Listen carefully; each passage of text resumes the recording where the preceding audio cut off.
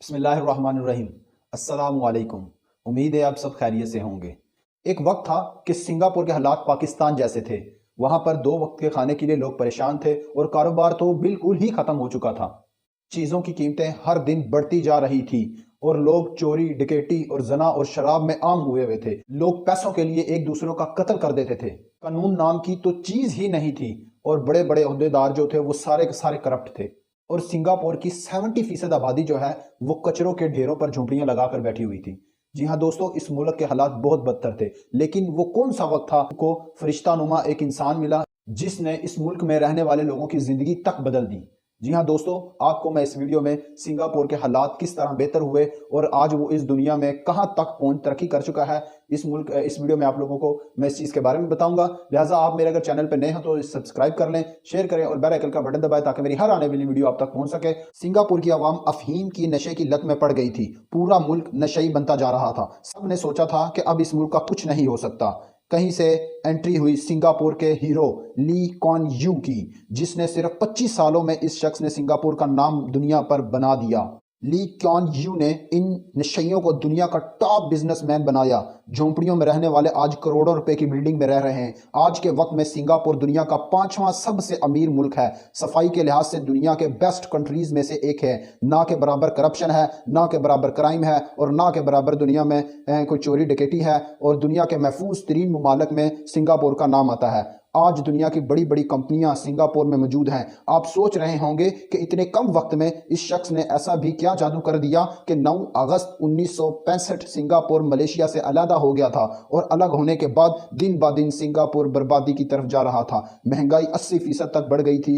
آہستہ آہستہ ملک کے حالات بھی خراب ہو گئے۔ چوری ڈکیٹی عام ہو گئی۔ ایک طرف بے روزگاری تو دوسری طرف مہنگائی۔ لوگ پریشان تھے کہ کریں تو کیا کریں۔ لوگ اپنے 2 وقت کے کھانے کے لیے پریشان تھے۔ اسکولوں کی حالت ایسی تھی کہ نہ کوئی والدین اپنے بچوں کو اسکول بھیجتا تھا پڑھنے کے لیے، اور نہ ہی کوئی ٹیچر اسکولوں میں پڑھانے کے لیے جاتے تھے۔ صرف گھر بیٹھے اپنی تنخواہ لے رہے تھے اور بس اسی طرح اپنا نظام چلا رہے تھے۔ کھلے عام لوگ رشوت لیتے تھے اور ایک دوسرے کو رشوت دیتے تھے، جس کی وجہ سے ملک کی معیشت کا انتہائی بیڑا غرق ہو چکا تھا۔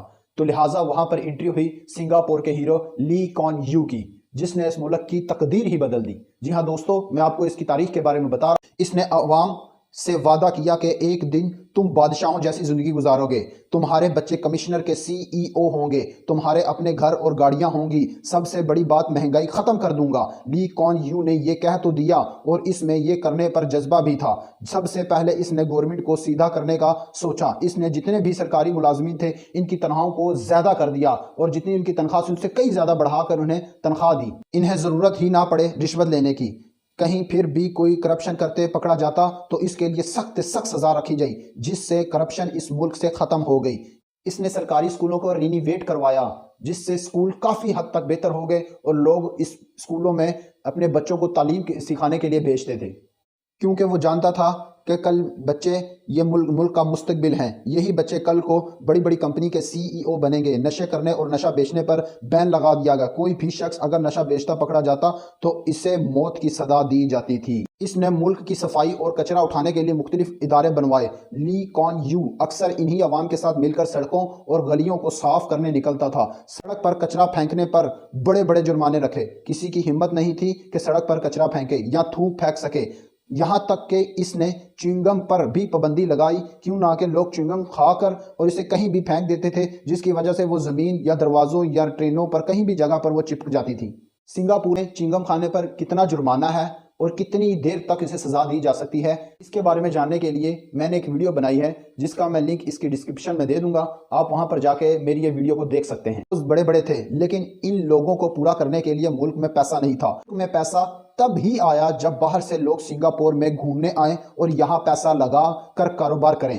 اس لیے اس نے نو ٹیکس پالیسی انٹروڈیوس کروائی کہ کوئی بھی کمپنی اگر سنگاپور میں کاروبار کرے گی تو 10 سال تک سنگاپور اس سے ٹیکس نہیں لے گا۔ اس نے خود ایز اے پرائم منسٹر ہو کر بڑی بڑی کمپنیوں کو انوائٹ کیا کہ وہ ہمارے ملک میں آ کر کاروبار کریں، ہمارے لوگوں کو روزگار دیں۔ گورنمنٹ ہر طرح سے کمپنیز کا ساتھ دے رہی تھی اور ان سے ٹیکس بھی نہیں لیا جاتا تھا، تو آہستہ آہستہ دنیا بھر میں کمپنی نے اپنا رخ سنگاپور کی جانب کر لیا۔ جب کمپنیاں کھلی تو لوگوں کو کام ملنا شروع ہوا، آہستہ آہستہ غربت ختم ہونے لگی اور لوگ خوشحال ہونے لگے۔ اب باری تھی ملک کو سجانے کی تاکہ دنیا بھر سے ٹورسٹ سنگاپور گھومنے کے لیے آئیں۔ اب اس ملک کو صاف تو کر لیا گیا، لیکن بڑی بڑی بلڈنگز اور گھر بنانے کی اور جھونپڑیوں کے رہائشوں کو ان بلڈنگز میں شفٹ کرنا تھا، تو اس کے لیے گورنمنٹ نے لوگوں سے زمینیں خریدنی شروع کر دی اور ان زمینوں پر گورنمنٹ نے بڑی بڑی بلڈنگز بنائی۔ بہت ہی کم قیمت میں گورنمنٹ نے اپنے یہ گھر دینے شروع کر دیے۔ اگر کسی کے پاس گھر لینے کے لیے پیسے نہ بھی تھے تو گورنمنٹ انہیں قسطوں پر یہ گھر دیا کرتی تھی، جسے ہر معاوضہ منتھلی طور پر ان کی تنخواہ سے کاٹ لیا جاتا تھا۔ کچھ ہی سالوں میں بدلاؤ رکھنے لگا، ملک ترقی کی طرف جانے لگا۔ اب باری تھی آدمی کو آرگنائز کرنے کی۔ لی نے قانون بنایا کہ سنگاپور کے ہر 18 سال کے لڑکے اور لڑکی کو کچھ سالوں کے لیے آرمی جوائن کرنا پڑے گی۔ آج لی کون یو کی یہی باتیں سچ ثابت ہو گئی۔ دنیا کی بڑی بڑی کمپنیوں کے سی ای او آج سنگاپور میں ہیں۔ خوبصورتی اور ٹورزم کے لحاظ سے بھی سنگاپور دنیا کا بہترین ملک ہے۔ ایک وقت تھا سنگاپور میں لوگوں کے کھانے پینے کے لیے کوئی چیز نہیں تھی، اور آج سنگاپور دنیا کا 5واں سب سے امیر ملک ہے۔ یہ سب لی کون یو کی وجہ سے ہوا، اور آج بھی سنگاپور کی عوام اسے اپنا اصلی ہیرو مانتے ہیں۔ اگر سنگاپور میں یہ سب کچھ ہو سکتا ہے تو پاکستان میں کیوں نہیں ہو سکتا؟ اگر ہمارے لیڈرز بھی ایک دوسرے کی ٹانگیں کھینچنے کی بجائے عوام کے بارے میں سوچنا شروع کریں کہ جس طرح میں نے آج سنگاپور کی ہسٹری کے بارے میں لوگوں کو بتایا ہے، لوگ پاکستان کی ہسٹری کے بارے میں لوگوں کو بتائیں گے۔ امید کرتا ہوں کہ میری یہ ویڈیو آپ لوگوں کو بہت زیادہ پسند آئی ہوگی، لہٰذا آپ میرے چینل کو سبسکرائب کر لیں، شیئر کر لیں، لائک کر لیں۔ انشاءاللہ نیکسٹ میں آپ کو جلد ہی اپنی ویڈیو کے ساتھ ملوں گا۔ اللہ تعالیٰ آپ کو اپنی حفظ و ایمان میں رکھے، اللہ تعالیٰ آپ کا حامی و ناصر ہو، آمین۔